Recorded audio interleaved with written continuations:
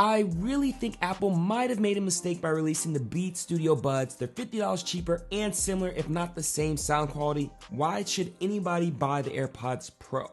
Well, in today's video, I'll be sharing my honest thoughts on the Beats Studio Buds after using them instead of my AirPods Pro for the last 3 months. If it's your first time here, my name is Noah and I make videos on the best health and wellness tech you should be paying attention to. So let's dive right on into the Beats Studio Buds. Now, one of the first things I recognized was a new design. It's a very different approach from the recent Powerbeats Pro that Apple put out and I did a review on a little while back. It comes in 3 different colors of black, white, and red, and it comes in a smaller case, very similar to the AirPods Pro design, but I would say it's maybe a little bit less on the build quality perspective. The headphones themselves are now this new bud type design without the ear hook, and it comes with 3 different sized ear tips, including small, medium, and large. The Beats Studio Buds now come with a new USB-C charging port, which allows for 8 hours of listening time, and the case itself will give you around 2 full charges, so you can have up to 24 hours of playback. And it also has the fast fuel charging where you can charge for 5 minutes and get an hour worth of playback. And lastly, it comes with the IPX4 sweat and water resistance.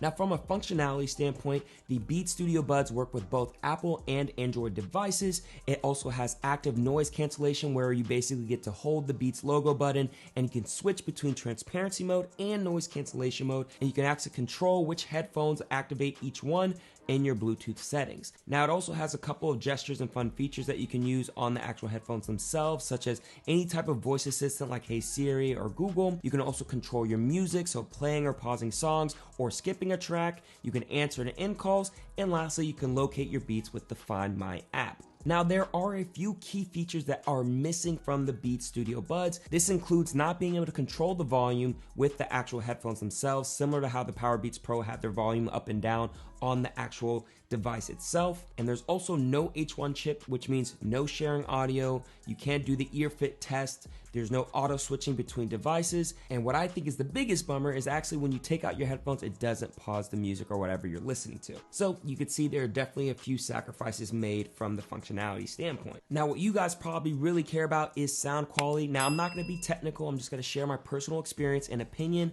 From a music perspective, it does have a good bass and clear levels. It's not so overly powerful on the bass like old Beats headphones, which I do like, and I didn't feel like I had to increase the volume of my music or podcast so loud just to hear it. Now, from an active noise cancellation perspective, the AirPods Pro are a bit stronger in my opinion, but I still feel like I can get into my own world when I'm riding on a train and only hear faint noises in the background. And then when in transparency mode, it's pretty decent when it comes to me trying to be aware of the different sounds around me, whether I'm in an airport trying to hear about my gate.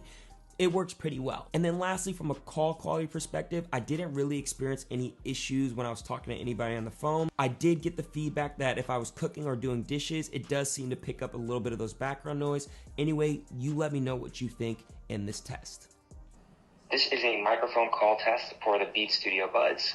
Let me know in the comments below what you think of the sound. Now, a big question that I get a lot, is it good for fitness? Well, it's not terrible. After biking through the city, jump roping, weightlifting, playing basketball, they only fell out maybe once or twice, no more so than my original AirPods Pro. The Beats Studio Buds are also sweat and water resistant, which is good. They're definitely not fit for water sports, so I wouldn't be submerging them in any water. And the noise cancellation at the gym can be okay. I would rate it maybe a 7 out of 10. It just depends on the noise levels at your gym. Mine gets pretty loud because people carry around speakers all the time, but overall I'll definitely approve of these being good headphones for your day-to-day fitness needs. Now, the ultimate question, are the Beats Studio Buds better than the AirPods Pro or the Powerbeats Pro? Well, unless you really like having the hook over your ear or you feel like you're really missed out on the features that come with the H1 chip, I think the Beats Studio earbuds are the better value. You save $50 and you still get the 85-90% of the sound and build quality. You also get double the listening time on one charge,